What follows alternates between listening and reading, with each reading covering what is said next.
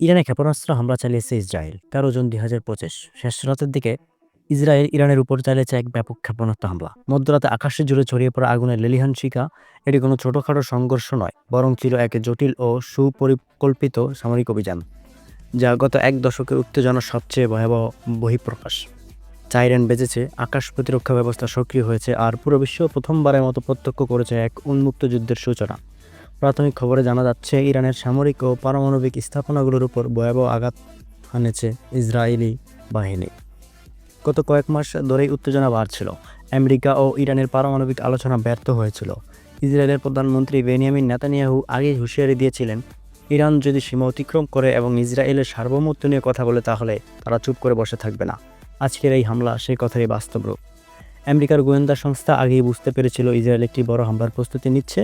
সেই আশঙ্কাই আজ বাস্তব হলো। এখন কথা হচ্ছে, নেতানিয়াহু কি ট্রাম্পের ইশারা ছাড়িয়ে হামলা করলো?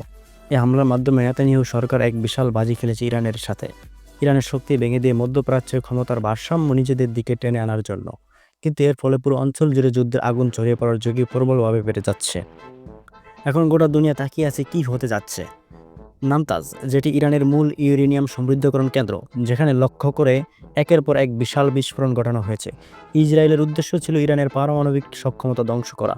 একই সঙ্গে রাজধানী তেহরানের বিভিন্ন সেনাঘাঁটি ও সরকারি কমান্ড সেন্টারে বৃষ্টির মতো ক্ষেপণাস্ত্র নিক্ষেপ করা হয়েছে। ইসলামিক রেভলিউশনারি গার্ড কর্পসের সঙ্গে যুক্ত একাধিক ভবন ধ্বংসপ্রাপ্ত হয়েছে। আইআরজিসি এর যেন এক সরাসরি বার্তা, তোমাদের জন্য কোনো জায়গায় নিরাপদ নয়, এমনটাই ঘোষণা করেছে ইসরায়েলি বাহিনী। এই অভিযানে ব্যবহার করা হয়েছে উন্নত প্রযুক্তির ক্ষেপণাস্ত্র ও স্টেলথ যুদ্ধ বিমান, যেগুলো ভূগর্ভস্থ বাংকারও গুঁড়িয়ে দিতে সক্ষম। স্যাটেলাইট ছবি ও সাধারণ মানুষের মোবাইলে ধারণ করা ভিডিও ইতিমধ্যেই ধ্বংসযোগ্যর প্রমাণ দিয়েছে এবং সামাজিক যোগাযোগ মাধ্যমে ছয়লাভ হয়ে গিয়েছে। যেখানে ছিল গবেষণাগার, সেখান থেকে এখন ধোঁয়া আর ছাই উঠছে। ইসরায়েলের গোয়েন্দা ও সামরিক সমন্বয়ের এক দুর্ধর্ষ প্রদর্শনী ছিল এটি। এর মানসিক অভিজাত ইরান সরকারের ভেতরেও পড়েছে। এটা ছিল শুধুমাত্র একটা অবকাঠামো ধ্বংসের অভিযান নয়, এটা ছিল ইরানের নেতৃত্বের হৃদয়ে আঘাত, ইরানের সার্বভৌমত্বে আঘাত। তেহরানে চালানো হামলায় নিহত হয়েছেন ইরানের chief of staff general Mohammad বাগেরি, যিনি পুরো সেনাবাহিনীর কৌশলগত মাথা ছিলেন। একই সঙ্গে আরও কয়েকজন উচ্চপদস্থ আইআরজিসি কমান্ডার নিহত হয়েছেন। এই হামলা যেন ছিল এক ডিক্যাপিটেশন স্ট্রাইক, শীর্ষ নেতাদের সরিয়ে পেলে পুরো বাহিনীকে বিভ্রান্ত করে দেয়া। বাগেরির মৃত্যু শুধু সামরিক দিক থেকে নয়, ইরানের সর্বোচ্চ নেতা খামেনির জন্য এক বড় ব্যক্তিগত আঘাত। ইরানি বাহিনী এখন বিশৃঙ্খলার মধ্যে পড়ে গেছে, প্রতিশোধের আগুন তাদের চোখে মুখে। পুরো বিশ্ব অবাক, স্তম্ভিত। তেহরানের রাস্তায় মানুষ প্রতিশোধ চাইছে, জাতিসংঘ ডেকেছে জরুরি বৈঠক। বিশ্বের বিভিন্ন নেতা সংযমের আহ্বান জানাচ্ছেন, কারণ এই যুদ্ধ একবার শুরু হলে থামানো কঠিন।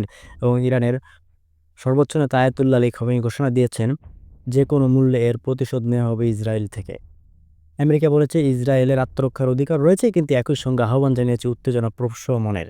প্রশ্ন হচ্ছে, ইরান কি এবার ইসরায়েলের শহরগুলোতে পাল্টা হামলা চালাবে, নাকি হিজবুল্লাহ, হুতি বা অন্যান্য প্রক্সি বাহিনীকে সক্রিয় করবে, অথবা বিশ্ববাজারে তেলের সরবরাহ বিঘ্নিত করবে?